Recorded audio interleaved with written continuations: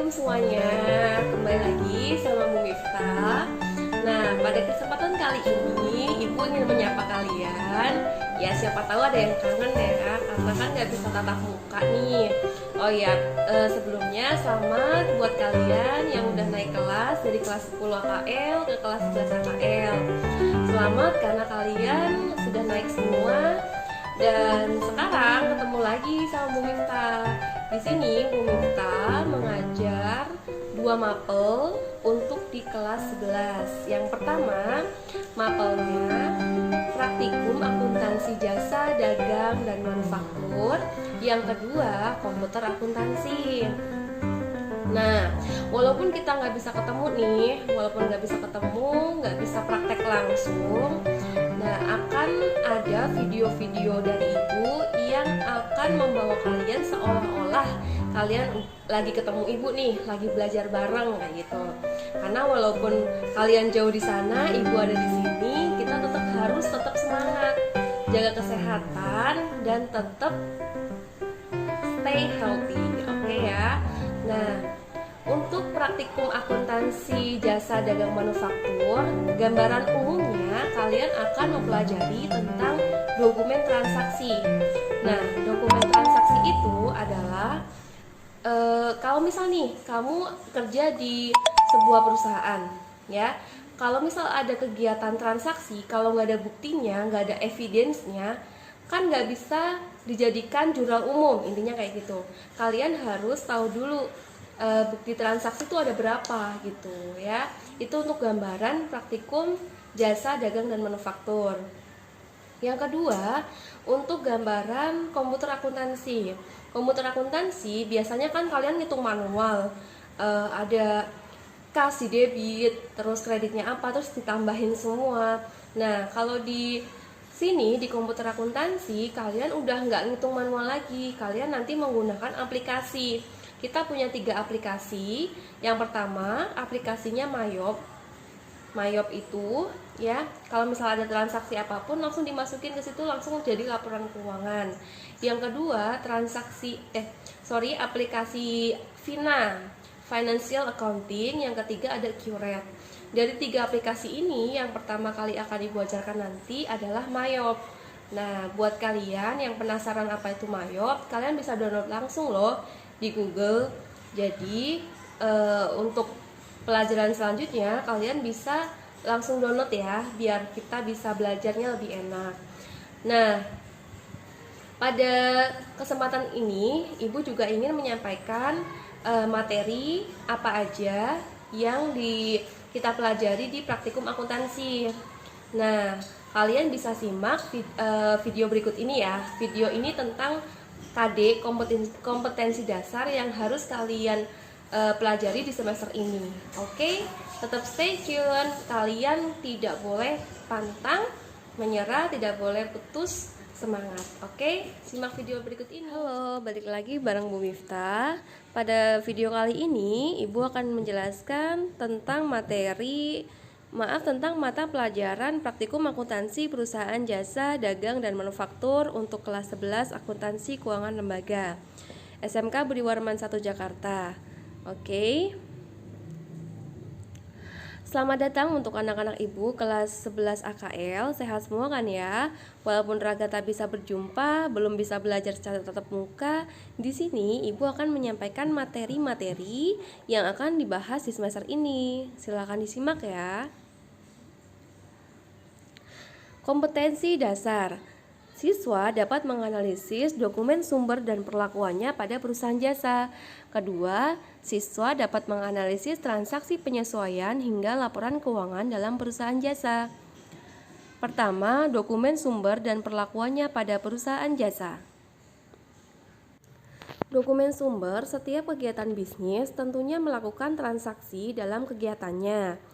Untuk membuktikan bahwa transaksi tersebut benar-benar dilakukan, maka dibutuhkan bukti yang mendukung adanya transaksi tersebut. Nah, yang pertama adalah bukti kwitansi. Kalian pasti udah sering dong dapat yang namanya bukti kwitansi ketika bayaran, buku, misal bayar buku di sekolah sama Bu Ita misalnya, kalian kan pasti dapat bukti kwitansi. Nah di situ misal telah diterima dari, itu kan ada namamu, yang tanda tangan di bawah itu si penerima uang, yang ngasih uang yang ditulis namanya, yang menerima yang tanda tangan. Tanda bukti pembayaran ini dibuat dan ditandatangani oleh pihak penerima uang dan diserahkan kepada yang melakukan pembayaran. Selanjutnya, bukti dokumen sumber adalah cek. Siapa sih di sini yang kalian pernah lihat apa ini namanya cek? Siapa yang udah pernah lihat cek gitu ya? Yang belum pernah lihat cek, Ibu kasih tahu nih ya. Ini adalah gambaran cek nih. Ya, gambarnya aja ada 2.700.000.000 rupiah. Pernah lihat belum? Nah, kalau belum, kalian bisa tuh cek di sini, lihat-lihat aja. Nah, cek ini adalah surat perintah pembayaran kepada bank dari orang yang menandatangani untuk membayar sejumlah uang yang tertulis dalam cek kepada pembawa cek atau orang yang namanya disebut dalam cek. Jadi, yang bisa mencairkan cek ini adalah orang yang namanya disebut di dalam cek. Yang menandatangani adalah orang yang punya uang gitu. Selanjutnya ada bukti nota kontan. Nota kontan biasanya kalian kalau belanja di Alfatit, Indotit gitu ya. Biasanya kan kalian dapat tuh nota. Nah, salah satu bukti transaksi yang dibuat karena adanya pembelian secara tunai. Kalau kalian belinya utang, bukan nota kontan ya namanya. Kalau belinya utang tuh apa dong? Nah, kalau beli utang itu namanya faktur. Faktur itu adalah bukti transaksi yang terjadi adanya pembelian maupun penjualan yang dibayarkan secara kredit. Jadi kalau beli kredit, jual kredit itu namanya faktur. Yang selanjutnya ada nota kredit. Nota kredit itu adalah bukti transaksi yang terjadi adanya pengurangan piutang usaha karena ada pengembalian barang atau pengurangan biaya karena terjadinya kerusakan atau ketidaksesuaian kualitas barang yang dikirim dengan yang dipesan sebelumnya. Jadi ini misalnya kalian beli di Shopee, enggak ya, di Shopee. Di Shopee itu kalian beli ternyata barangnya ada yang cacat atau rusak, kalian bisa kembaliin lagi nih. Nah, itu namanya retur. Nah, retur itu nanti bukti transaksinya namanya nota kredit. Untuk selanjutnya, nota debit. Perbedaan sama yang tadi, kalau yang nota debit ini adalah bukti transaksi terjadi adanya pengurangan utang usaha karena ada pengembalian barang atau penurunan harga. Nota debit dibuat oleh pembeli. Kalau yang tadi nota kredit dibuat oleh penjual karena ada transaksi penjualan secara kredit kemudian ada retur. Kalau yang nota debit dibuat oleh pembelinya gitu. Tapi sama-sama juga ini karena adanya pengembalian barang. Selanjutnya billet giro.